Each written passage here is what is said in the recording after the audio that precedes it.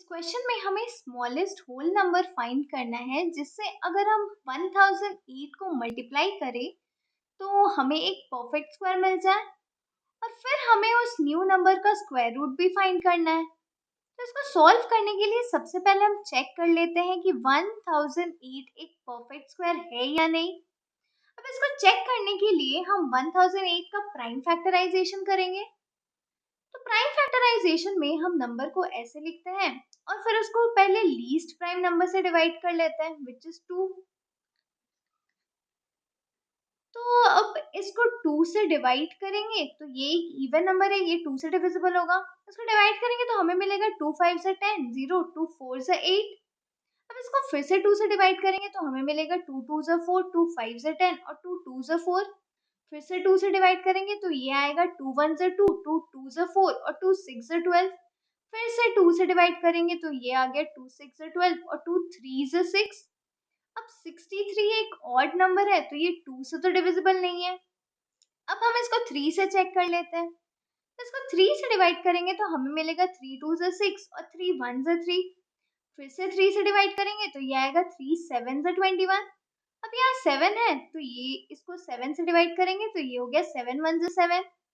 तो ये आ गए 1008 के फैक्टर्स।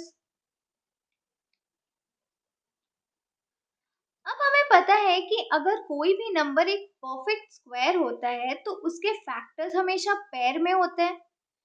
तो अब हम चेक करते हैं कि 1008 के फैक्टर्स पेयर में है या नहीं। तो ये हो गए एक पेयर, ये एक पेयर, ये एक पेयर, पर यहाँ 7 का कोई पेयर नहीं है। Therefore 1008 एक परफेक्ट स्क्वायर नहीं होगा।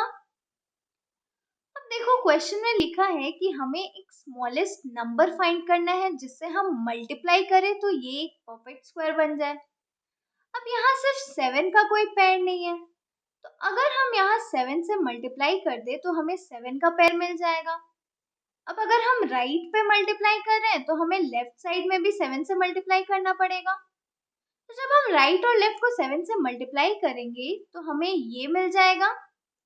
अब 1008 इंटू 7 हमें मिल जाएगा 8 7 से 56, 7 0 से 0 5, 7 0 से 0 7 1 से 7, हमें मिल गया 7056 और ये आ गया उसके फैक्टर्स।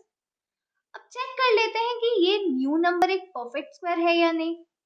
तो अब इसके फैक्टर्स को अगर हम पेयर में डिवाइड करें तो ये एक पेयर, ये एक पेयर, ये एक पेयर और ये एक पेयर, तो सारे फैक्टर पेयर में है तो ये एक परफेक्ट स्क्वायर होगा।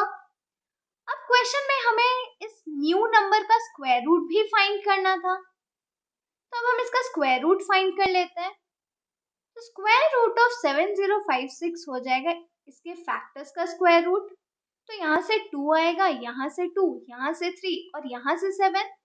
तो स्क्वायर रूट ऑफ 7056 हमें मिल जाएगा 2 इंटू 2 इंटू 3 इंटू 7। तो यहाँ 2 2 से 4 होता है इंटू 7 3 से 21। अब 4 इंटू 21 करेंगे तो हमें 84 मिल जाएगा। तो स्क्वायर रूट ऑफ 7056 आ गया 84। Therefore, the smallest number to be multiplied है 7 और न्यू नंबर का स्क्वायर रूट है 84।